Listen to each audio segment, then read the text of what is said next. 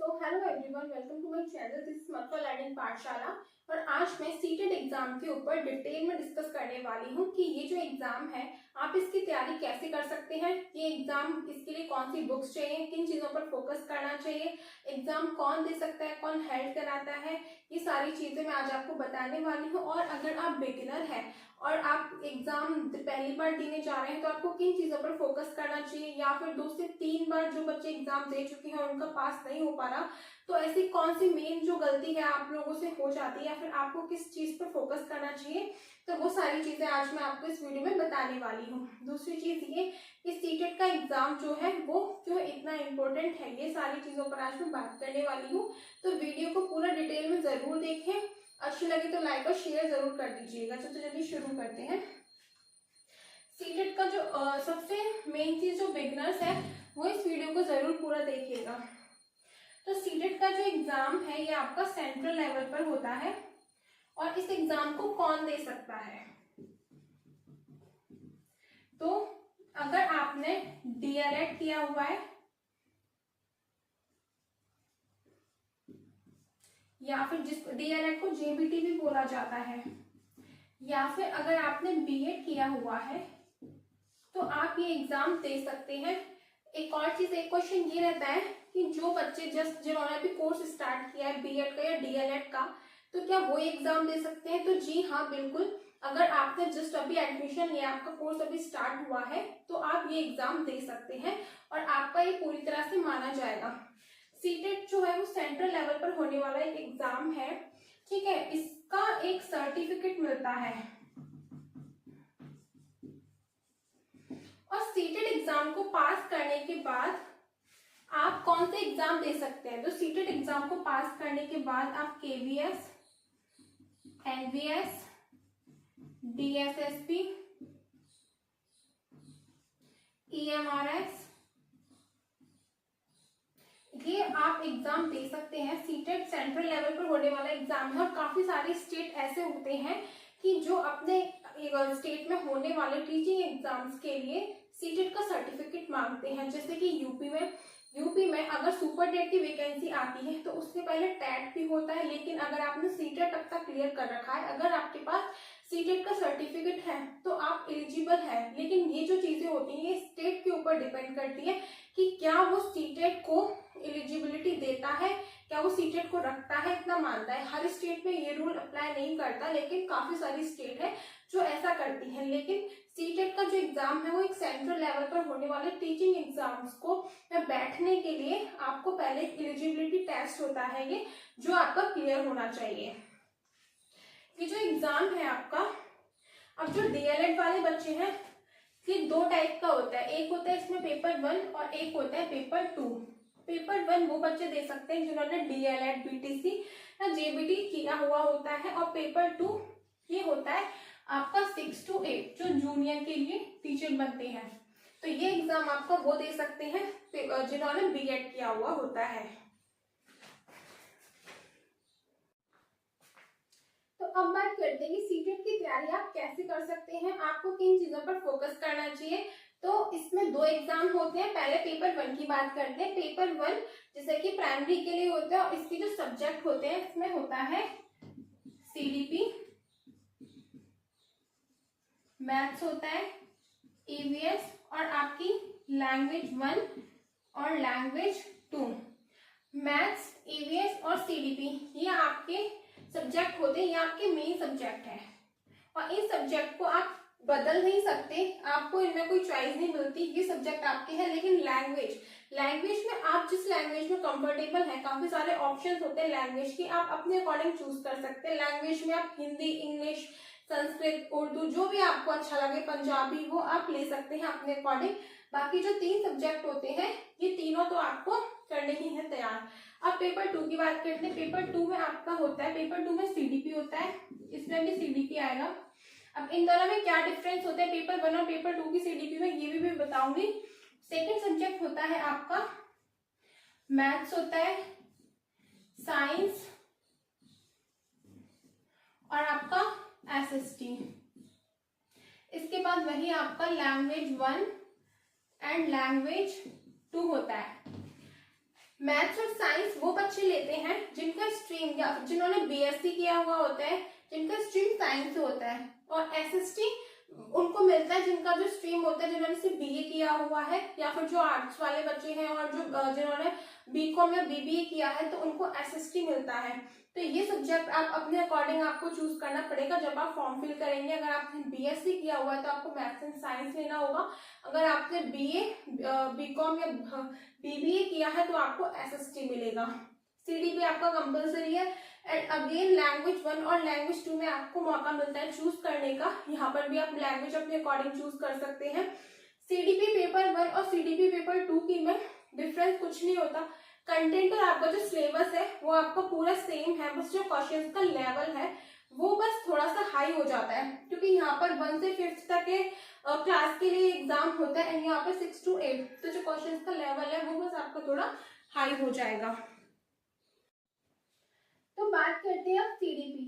CDP सबसे ज्यादा scoring वाला सब्जेक्ट होता है, आपको सीडीपी पर बहुत ज्यादा फोकस करना चाहिए क्योंकि सीडीपी इतना ज्यादा आसान होता है। इसके अंदर थ्योरीज होती हैं, दोनों के लिए बोल रही हूँ मैं, पेपर 1 और पेपर 2 के लिए इसमें कुछ थ्योरीज होती हैं जिसमें से क्वेश्चन हर एक थ्योरी में से 2 से 3 क्वेश्चन हर साल आते हैं, जैसे कि जीन पियाजे, वाइगोत्स्की, हार्वर्ड गार्डनर, ये इस तरह की जो थ्योरीज होती हैं ये आपको बहुत अच्छे से अपनी तैयार करनी है। और सीडीपी का पेपर मानिए बिल्कुल भी टफ नहीं है, आप इसको अच्छे से तैयार कर सकते हैं। सीडीपी में तो आपके 30 में से 25 नंबर आपके आने ही चाहिए कम से कम, क्योंकि सीडीपी बहुत स्कोरिंग मार्क्स है और ये जो आपका एग्जाम होता है 150 मार्क्स का होता है और इसके लिए आपको 90 नंबर लाने होते हैं जनरल वालों के लिए।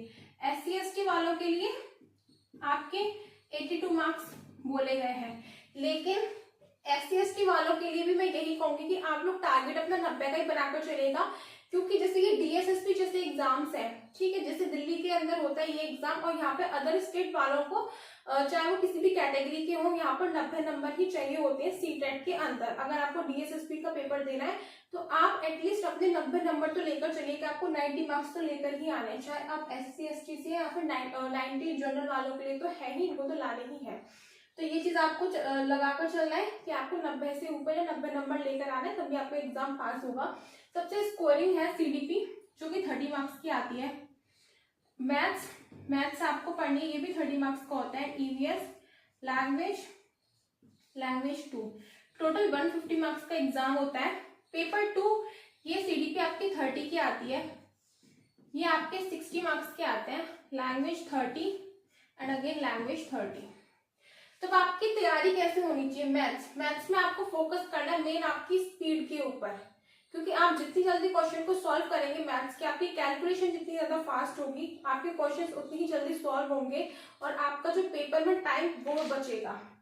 ईवीएस को आप हल्के में बिल्कुल भी मत लेना, क्योंकि पिछले कुछ सालों से ईवीएस के जो क्वेश्चन है वो बहुत ज्यादा टफ आने लगे हैं, पहले के जैसे नहीं आते। तो ईवीएस भी आपको अच्छे से पढ़नी है। ईवीएस के लिए आप एनसीईआरटी बुक्स पढ़ सकते हैं, 1 से लेके आप यहाँ पे 6 तक की पढ़ेगा एनसीईआरटी बुक्स आप ईवीएस की। और ये जो लैंग्वेज 1 है, लैंग्वेज 2, इसमें पेडागोजी आती है और इसमें पैसेज आते हैं। तो इसकी तैयारी आप पीवाईक्यू से करिए। पीवाईक्यू आप जितना ज्यादा लगाएंगे उतनी ही ज्यादा आपकी मदद होगी। पीवाईक्यू लगाने से फायदा ये होता है, एक तो आपकी स्पीड जो होती है वो इंक्रीज होती है और आपको टाइम मैनेज करना आता है। जिन बच्चों का एग्जाम क्लियर नहीं हो पा रहा है वो एक बात तो मानेंगे कि जब वो एग्जाम देने जाते हैं तो टाइम मैनेज नहीं कर पाते। टाइम मैनेजमेंट की गड़बड़ी की वजह से ही उनका जो एग्जाम है वो रह जाता है।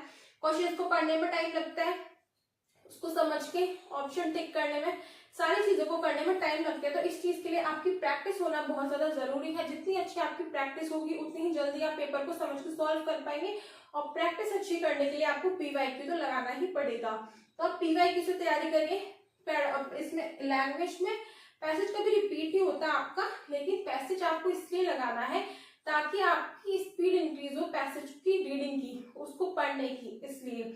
और पेडागोजी आपको पीवाईक्यू से इसलिए सॉल्व करनी है क्योंकि पेडागोजी में हर साल आपके जो क्वेश्चंस हैं वो रिपीट होते हैं। तो कुछ काफी सारे क्वेश्चंस जो रिपीट होते हैं, आपको एक आइडिया लगेगा कि किस टाइप के क्वेश्चंस आते हैं। तो इसलिए आपको वो सारी तैयारी यहाँ से करनी है। सीडीपी के लिए आप यूट्यूब पर किसी की भी क्लासेस देख सकते हैं। मैंने हिमांशु में अपनी क्लास देख के एग्जाम पास किया था, या फिर आप एक सचिन सर हैं उनकी भी देख सकते हैं। और मैथ्स और ईवीएस, ये आप अपनी मैथ सॉल्व करिए या आप अपनी एनसीईआरटी बुक्स पढ़िए, इतना इनफ है। और चीज, पीवाईक्यू आपको 2020 के बाद के लगाने हैं,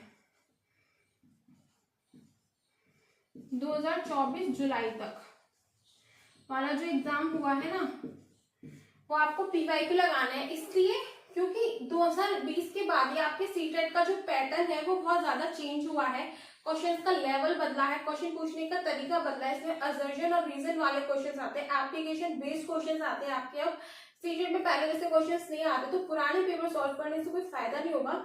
अब 2020 से लेके अब तक के जितने भी सीटेट के एग्जाम हुए हैं, अब वो वाले अपने पीवाईक्यू लगाइए उन पेपर्स को, इतना आपके लिए इनफ होगा। पेपर टू में आप सीडीपी की तैयारी पेपर 1 और पेपर 2 दोनों के लिए सेम ही होती है, इसके लिए भी सेम चीज आपको पढ़ना है, थ्योरीज पे बहुत ज्यादा फोकस करना है आपको। एंड मैथ्स और साइंस और एसएसटी, जो एसएसटी है, एसएसटी की क्लासेस आप मेरे चैनल से देख सकते हैं, या फिर और भी टीचर्स हैं जो पढ़ाते हैं एसएसटी, या फिर एसएसटी को करने के लिए आप क्लासेस में भी वही हम बताते हैं, वही पढ़ाते हैं जो बुक्स के अंदर होता है, एनसीईआरटी बुक्स। तो आप अपनी एनसीईआरटी बुक्स को कवर करिए। यहाँ पर आप 6 to 8 क्लास तक की एनसीईआरटी बुक्स भी अगर आप पढ़ लेंगे अपनी बहुत ज्यादा अच्छे से, बार बार पढ़ लेंगे, तो भी आपको एग्जाम पक्का क्लियर है। इसमें भी आपको सीडीपी और सब्जेक्ट पर फोकस करना है, मेन फोकस आपका, क्योंकि सब्जेक्ट पर बड़ा नंबर होता है, 60 नंबर का आपका आता है, जिसके अंदर 40 नंबर आपके कंटेंट से आते हैं और 20 नंबर की आपकी पेडागोजी आती है। पेडागोजी आपको हर एक सब्जेक्ट में देखने को मिलेगी, सेम आपको लैंग्वेज में भी पेडागोजी मिलेगी। यहाँ पर लैंग्वेज 1 और लैंग्वेज 2 सेम आपको इसके अंदर पेडागोजी अपनी पीवाईक्यू से तैयार करनी है, पैसेज की तैयारी करनी है आपको। इस तरह से सबसे जो मेन चीज है, मेन फोकस आपका आपके मेन सब्जेक्ट पर होना चाहिए। पेपर 2 में सीडीपी एंड मेन सब्जेक्ट आपका जो होगा, जिनका मैथ्स एंड साइंस है वो मैथ्स एंड साइंस पे फोकस करिए, जिनका एसएसटी है वो एसएसटी पे करें। पेपर 1 के लिए सीडीपी, मैथ्स और ईवीएस, इस पर फोकस करें आप, इसको अच्छे से पढ़ें। बाकी आप प्रीवियस ईयर क्वेश्चन पेपर लगाएंगे, लैंग्वेज आपकी वहां से क्लियर हो जाएगी। एक आप अपना टाइम मैनेज करना सीखें। टाइम मैनेज करना बहुत ज्यादा जरूरी होता है, क्योंकि टाइम आप जब तक मैनेज नहीं करेंगे तब तक आपका एग्जाम क्लियर ठीक से नहीं होगा, टाइम पर नहीं होगा। अगर आपका कोई भी सब्जेक्ट जो आपका वीक है, वो कोई भी सब्जेक्ट हो सकता है, आपको उस पर फोकस करना है और आपको अपना टाइम मैनेज जरूर करना है। टाइम को मैनेज करने के लिए आपको पीवाईक्यू लगाना है, ये आप याद रखिएगा। इसमें कोई भी नेगेटिव मार्किंग नहीं होती सीटेट के एग्जाम में, तो आप इसमें सारे क्वेश्चंस अटेम्प्ट करिए, कोई आपका मार्क्स इसमें नहीं कटेगा। तो क्वेश्चंस को आप छोड़कर आइए, आना ही मत इसमें, क्योंकि टाइम क्वेश्चंस क्यों छूटते हैं, क्योंकि टाइम पर एक पेपर पूरा नहीं हो पाता, सॉल्व नहीं कर पाते, इसलिए क्वेश्चन छूटते हैं। यहाँ पर तो आपको फायदा मिल रहा है कि कोई भी नेगेटिव मार्किंग नहीं है, पूरा 150 नंबर का पेपर है और 150 क्वेश्चन से तो आप पूरे क्वेश्चन अटेम्प्ट करिए, सारे क्वेश्चन पर टिक लगाइए, क्वेश्चन छोड़कर तो बिल्कुल आने ही नहीं है। और एक और चीज आपको यही करनी है कि जब आप पेपर देने जाते हैं तो उसके लिए आपकी स्पीड अच्छी होनी चाहिए, उसके लिए आपको पहले से प्रिपेयर रहना है। एग्जाम जो पेपर है आपका, उसको आपको अच्छे से पहले पढ़ना है पीवाईक्यू के थ्रू, पेडागोजी एंड पैसेज, इन चीजों पर भी आपको बहुत ज्यादा फोकस करना है। वीडियो थोड़ी सी भी इंफॉर्मेटिव लगी हो तो लाइक और शेयर कर देना, अच्छी लगी तो चैनल को सब्सक्राइब कर देना। मिलते हैं नेक्स्ट वीडियो में, आज की वीडियो में बस इतना ही।